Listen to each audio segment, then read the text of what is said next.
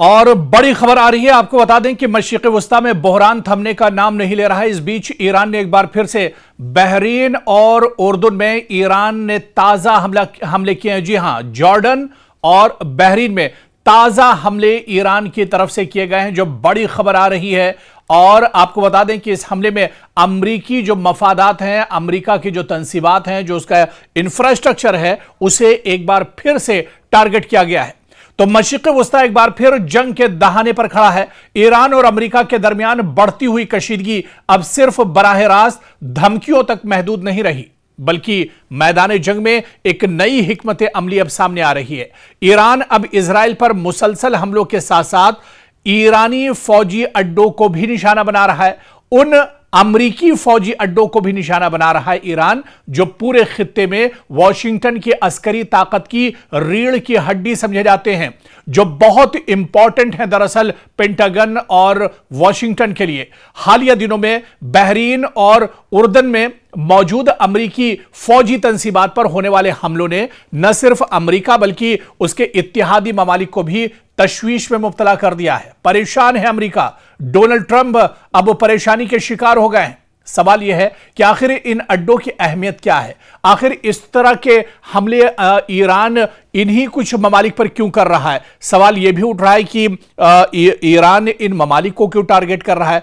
जवाब ईरान का साफ साफ यह है कि दरअसल हम खलीजी ममालिक को या इन ममालिक को अटैक नहीं कर रहे, निशाना नहीं बना रहे, बल्कि इन ममालिक में जो अमेरिका का इंफ्रास्ट्रक्चर है, अमेरिका के जो तंसीबात हैं, अमेरिका के जो एयरबेस हैं, जो उसके फौजी हैं, दरअसल ईरान उनको टारगेट कर रहा है।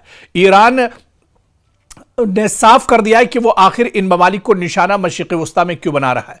और अगर ये हमले इसी तरह जारी रहे तो आप ये मान लिए कि खित्ते की ताकत का तवाजुन अब दरअसल बिगड़ता हुआ नजर आ रहा है। अब यहां ईरान के हाथ से ये बाजी जाती हुई अब नजर आ रही, फिसलती हुई नजर आ रही है। फौजी जो एक्सपर्ट्स हैं, इनके मुताबिक ईरान की कोशिश यह है कि अमेरिका को एक ही महाज पर लड़ने के बजाय मुख्तलिफ समतों से दबाव बनाया जाए, मुख्तलिफ समतों से उसके ऊपर प्रेशर बिल्डअप किया जाए। इसीलिए ईरान के तवज्जो इन मराकिज पर मरकूज है, जहां से अमेरिका दरअसल अपनी बहरी और फजाई कार्रवाइयां चलाता है, इंटेलिजेंस मालूमात हासिल करता है, अपने इत्तेहादियों को फौजी मदद फराहम करता है, जंगी जहाजों और तैयारों को ईंधन और रसद मुहैया कराता है। यानी हदफ सिर्फ फौजी नहीं बल्कि अमेरिकी लॉजिस्टिक नेटवर्क भी है।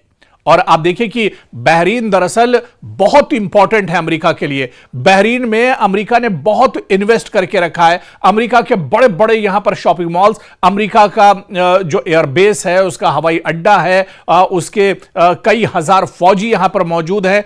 तो बहरीन अमेरिका के लिए मशरिक़ वस्ता में सबसे अहम बहरी अड्डों में शुमार होता है, क्योंकि यहां अमेरिकी बहरिया का 5th फ्लीट भी कायम है। और यह फ्लीट आप देखिए कि कई इलाकों में अमेरिकी बहरी कार्रवाइयों की निगरानी करता है। खास तौर से जो बहरीन का 5th फ्लीट है वो खलीज फारस, अबनाए हुर्मुज, खलीज ओमान, बुहायर अरब और बुहायर अहमर को एक तरह से सेफगार्ड देता है, इसकी हिफाजत करता है। इसकी निगरानी दरअसल बहरीन से ही होती है। 5th फ्लीट ही इन तमाम जो ये समुद्री रास्ते हैं, गुजरगाहें हैं, इनकी जो निगरानी होती है वो बहरीन से होती है।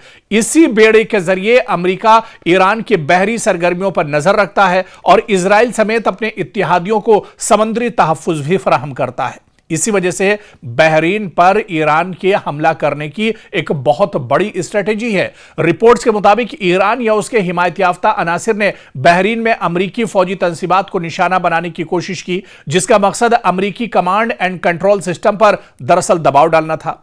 अगर ऐसे हमले कामयाब होते हैं तो इसके नतीजे में आप यह मानकर चलिए कि बहरी कार्रवाइयां मुतासिर हो सकती हैं, इंटेलिजेंस राब्ते कमजोर अमेरिका के पड़ सकते हैं, अमेरिकी बहरी बेड़े की नक्ल हरकत सुस्त पड़ सकती है, खलीज में मौजूद अमेरिकी जंगी जहाजों की सपोर्ट भी मुतासिर हो सकती है।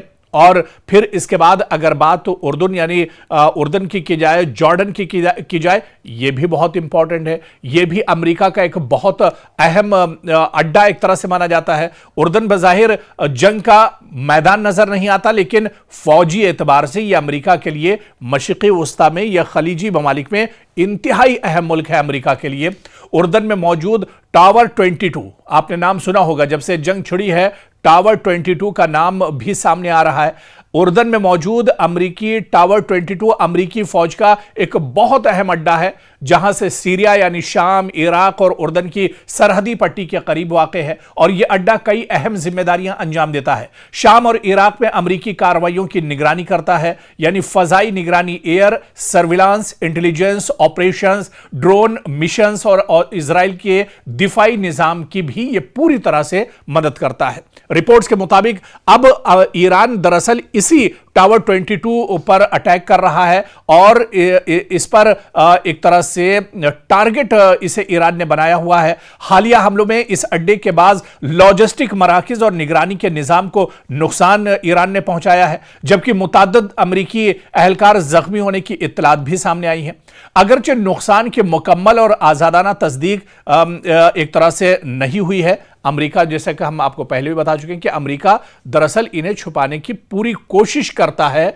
अमेरिका यह चाहता है कि ये चीजें दरअसल निकलकर सामने ना आने पाए, जो हमले हो रहे हैं वो हमले दुनिया के सामने ना आने पाए, वरना अमेरिका की जो चौधराहट है, अमेरिका का सुपर पावर वाला जो टैग है, वो दरअसल कहीं ना कहीं उस पर असर पड़ेगा। और यह कहना अभी कबल अज वक्त होगा कि अमेरिका की कई दहाइयों पर मुहित बालादस्ती खत्म होने वाली है, लेकिन इतना जरूर है कि अमेरिका को बहुत बड़ी चोट दरअसल मशरिक़ वुस्ता में लगी है, जिसकी भरपाई करने में अमेरिका को एक लंबा वक्त लगेगा, या फिर अमेरिका मशरिक़ वुस्ता छोड़कर चला जाएगा, या फिर मशरिक़ वुस्ता में अगर रहता है तो उसका वो दबदबा नहीं रह जाएगा जो अब से कुछ साल पहले या इन जंगों से पहले जो अमेरिका का दबदबा मशरिक़ वुस्ता में हुआ करता था। क्योंकि मशरिक़ वुस्ता में जारी जंग अब सिर्फ ईरान, अमेरिका और इजराइल के दरमियान फौजी तसादुम तक महदूद नहीं रही, बल्कि इसने दुनिया के दो अहम तरीन बहरी तिजारती रास्तों को भी अपनी लपेट में ले लिया है। एक तरफ अबनाए हुर्मुज में ईरान और अमेरिका की कशीदगी बढ़ रही है, तो दूसरी जानिब यमन के हुसी जो लड़ाके हैं, उन्होंने बुहैरे अहमर और बाबुल मंदब में सऊदी अरब के खिलाफ नई बहरी कार्रवाइयों का आगाज कर दिया है। अगर यह बहरान मजीद शिद्दत इख्तियार करता है तो इसके असरात सिर्फ खलीजी ममालिक तक महदूद नहीं रहेंगे, बल्कि भारत, यूरोप, चीन और पूरी आलमी मईशत पर इसके असरात मुरत्तब हो सकते हैं। रिपोर्ट्स के मुताबिक हुसी लड़ाकों ने दावा किया है कि उन्होंने बुहैरे अहमर में सऊदी अरब से वाबस्ता 2 ऑयल टैंकर्स इंसिलिया और लैला को मिसाइलों और ड्रोन से निशाना बनाया है। हुसियों के मुताबिक इन हमलों के नतीजे में दोनों जहाजों में आग लग गई, ताहम इन दावों के हर पहलू से आजादाना तस्दीक नहीं हो सकी।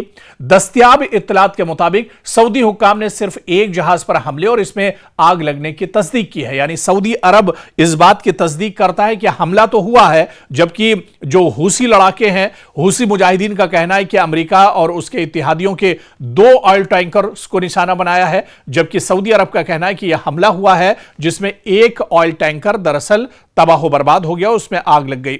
लेकिन आप देखिए कि बाबुल मुंदब जो है, यह दुनिया के अहम तरीन जो समंदरी रास्ते हैं इनमें शुमार होता है। यह बुहैरे अहमर को खलीज अदन और फिर बहरे हिंद से मिलाता है, जबकि आगे यही रास्ता नहर सुइज के जरिए यूरोप तक पहुंचता है। और फिर आप देखिए कि एशिया से यूरोप जाने वाले कंटेनर जहाज गुजरते हैं, तेल और LNG की बड़ी मिकदार यहां से मुंतकिल होती है। आलमी तिजारत का एक बहुत बड़ा और अहम हिस्सा दरअसल इसे माना जाता है। अगर यह रास्ता गैर महफूज हो जाए तो जहाजों को अफ्रीका के जुनूबी किनारे यानी कैप ऑफ गुड होप से लंबा सफर तय करना पड़ता है, जिससे वक्त, लागत और इंश्योरेंस अखराजात कई गुना बढ़ जाते हैं। अब तक दुनिया की सबसे बड़ी तशवीश दरअसल अबनाए हुर्मुज थी, जहां से खलीजी ममालिक का बेशतर खाम तेल यानी रॉ मटेरियल दुनिया भर में जाता था। लेकिन अब अगर बाबुल जो मुंदब है यह मुसलसल खतरे में रहता है, तो दुनिया के 2 अहम बहरी जो अहम तरीन बहरी रास्ते हैं, यानी एक साथ इन पर दबाव आ जाएगा। बल्कि सादा अल्फाज में यह कहा जाए कि हुर्मुज तेल को खलीज से बाहर निकालने का दरवाजा है और बाबुल मंदब जो है इसी तेल और तिजारती सामान को यूरोप और आलमी मंडियों तक पहुंचाने का अहम रास्ता माना जाता है। और अगर इन दोनों रास्ते अगर ये मुतासिर हों तो पूरी आलमी सप्लाई चेन शदीद दबाव का शिकार हो सकती है। अब आप देखिए कि हूसी लड़ाकों का जो कदम है वो आखिर उन्होंने क्यों उठाया, क्योंकि हूसी तंजीम का कहना है कि यह कार्रवाई अचानक नहीं बल्कि बरसों से जारी इक्तिसादी और बहरी पाबंदियों का रद्द अमल यानी रिएक्शन है। और इनके मुताबिक हुदैदा बंदरगाह पर मामूल की तिजारती सरगर्मियां बहाल नहीं हो सकी, यमन के वसाइल से हासिल होने वाली आमदनी इनके जेर इंतजाम इलाकों तक नहीं पहुंची। इसी के दबाव के जवाब में उन्होंने समंदरी महाज खोलने का फैसला किया है, यानी आलमी मईशत पर इसका सीधा सीधा असर पड़ता नजर आ रहा है। अगर बहरी रास्ते गैर महफूज होते हैं तो जहाजों की इंश्योरेंस महंगी हो जाती है, शिपिंग कंपनियां मुतबादिल रास्ते अख्तियार करती हैं, सफर कई दिन बल्कि कई हफ्तों तवील हो जाता है, तेल गैस और दीगर दरामदी अशिया महंगी हो सकती हैं, आलमी सप्लाई चेन में ताखीर पैदा हो सकती है। इसका असर सिर्फ तेल तक महदूद नहीं रहता बल्कि खुराक, इलेक्ट्रॉनिक्स, गाड़ियां, मशीनरी और दीगर अशिया की कीमतों पर भी सीधे सीधे इसका असर पड़ता है। हिंदुस्तान पर भी इसका असर होगा अगर इस तरह के हालात होंगे। पिछली बार जब मुश्तरका हमला किया था अमेरिका और इजराइल ने ईरान के ऊपर और उस वक्त अबनाए हुर्मुज का रास्ता बंद हुआ था, तब आप देखिए कि किस तरह से ऑयल गैस की किल्लत भारत में हुई थी। तो भारत पर भी इसका असर होगा क्योंकि भारत अपनी तवानाई की जरूरियात का बड़ा हिस्सा खलीजी ममालिक से हासिल करता है। अगर हुर्मुज में कशीदगी बढ़ी या बाबुल मंदब में बहरी नक्ल हमल मुतासिर हुई तो भारत को महंगा खाम तेल खरीदना पड़ सकता है, शिपिंग लागत में इजाफा बर्दाश्त करना होगा, दरामदात और बरामदात महंगी हो सकती हैं, महंगाई और सनती लागत में इजाफा हो सकता है। और आप देखिए कि इसी वजह से इन दिनों जैसे जैसे ये जंग आगे बढ़ रही है, मशरिक़ वुस्ता में हलचल जैसे जैसे बढ़ रही है, ईरान जैसे जैसे पूरे खलीजी ममालिक को टारगेट कर रहा है, तो अमेरिका और यूरोप दरअसल परेशान है। अमेरिका पहले ही हुर्मुज और बहर अहमर दोनों में अपनी बहरी मौजूदगी बरकरार रखे हुए है। अगर एक ही वक्त में ईरान के साथ कशीदगी बरकरार रही और हूसियों के हमले भी अगर बढ़ गए तो अमेरिकी बहरिया पर गैर मामूली दबाव पड़ सकता है। इधर यूरोप के लिए भी खतरा कम नहीं है क्योंकि नहर सुइज के जरिए एशिया और यूरोप के दरमियान होने वाली तिजारत बाबुल मंदब पर मुनहसिर है। अगर यह रास्ता मुतासिर होता है तो फिर यूरोप को सप्लाई चेन में रुकावट, तवानाई के बहरान और महंगाई का सामना एक तरह से करना पड़ सकता है। यानी एक तरह से जो परेशानियां हैं वो पूरी दुनिया के लिए बढ़ सकती हैं और यह कहा जाए कि इस जंग का जो असर है वो सिर्फ मशरिक़ वुस्ता तक, खलीजी ममालिक तक या ईरान, इजराइल और अमेरिका तक महदूद नहीं है, बल्कि अब इस जंग का असर जो चीजें हमने आपको डिटेल में बताई, चाहे वो अबनाए हुर्मुज की इंपॉर्टेंस हो, चाहे वो बाबुल मंदब की इंपॉर्टेंस हो, बहर अहमर की अहमियत हो, इन सब को मिलाकर आप देखिए कि अब ये जंग, इस जंग का असर दरअसल पूरी दुनिया पर पड़ता हुआ नजर आ रहा है और पूरी दुनिया अब दरअसल परेशान है। और शायद यही वजह है कि आप देखिए कि अमेरिकी सदर डोनाल्ड ट्रंप ने अपना डर भी जाहिर किया है। अब वो खुद इस जंग को, जैसे जैसे जंग लंबी होती जा रही है, तवील होती जा रही है, बढ़ते जा रहे हैं, इसमें इसके दिन गुजरते जा रहे हैं, अमेरिकी सदर डोनाल्ड ट्रंप की सांसें फूल रही हैं। डोनाल्ड ट्रंप ये खुद जानते हैं कि आने वाले दिनों अमेरिका में इंतखाबात होने वाले हैं, इजराइल में भी इंतखाबात होने वाले हैं और अगर ये जंग चलती रही तो इस जंग का अपोजिशन फायदा उठाएगा। इस जंग का असर सीधे सीधे आने वाले इंतखाबात में साफ तौर पर देखने को मिलेगा क्योंकि डोनाल्ड ट्रंप न सिर्फ इस वक्त ईरान से लड़ रहे हैं बल्कि अमेरिका में खुद से अपोजिशन उनके सामने खड़ा है। पार्लियामेंट की एक बड़ी तादाद अरकान पार्लियामेंट उनके खिलाफ है। इसके अलावा अमेरिकी आवाम खुद अब सड़कों पर उतर रही है और डोनाल्ड ट्रंप के खिलाफ अब आवाज उठाई जा रही है। तो डोनाल्ड ट्रंप दरअसल इस जंग में बहुत बुरी तरह से फंस गए हैं।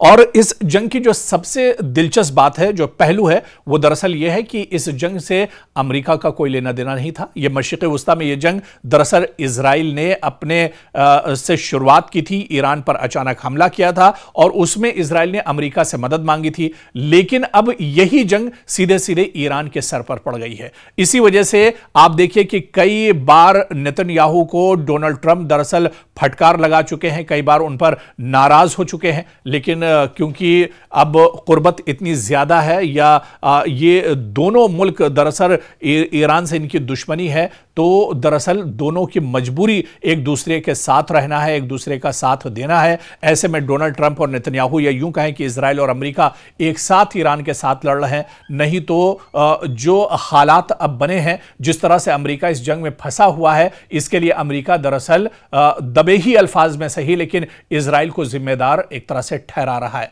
लेकिन सबसे अहम सवाल फिर वही कि जिस चीज के लिए जंग शुरू हुई थी, क्या वो मकसद अमेरिका ने हासिल किया? क्या ईरान का जो न्यूक्लियर पावर है, जो एटमी ताकत है, जो यूरेनियम की अफजूदगी की जो बात थी, क्या उसमें से कोई एक चीज इतने महीनों में जो जंग चल रही है, क्या उसमें इजराइल और अमेरिका हासिल कर पाए हैं?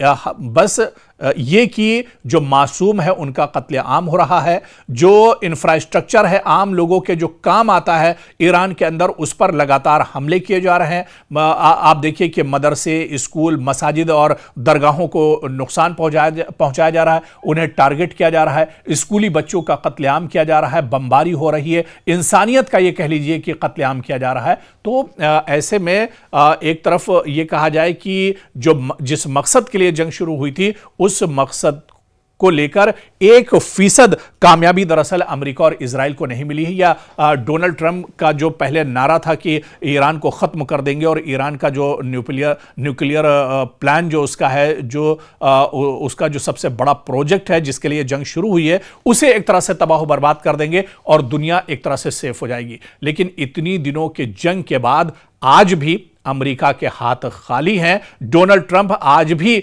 दरअसल खिसियानी बिल्ली की तरह से मीडिया के सामने आते हैं, बयान देते हैं और चले जाते हैं, लेकिन नतीजा फिर वही 0 का 0 यानी 0 ही एक तरह से रह जाता है।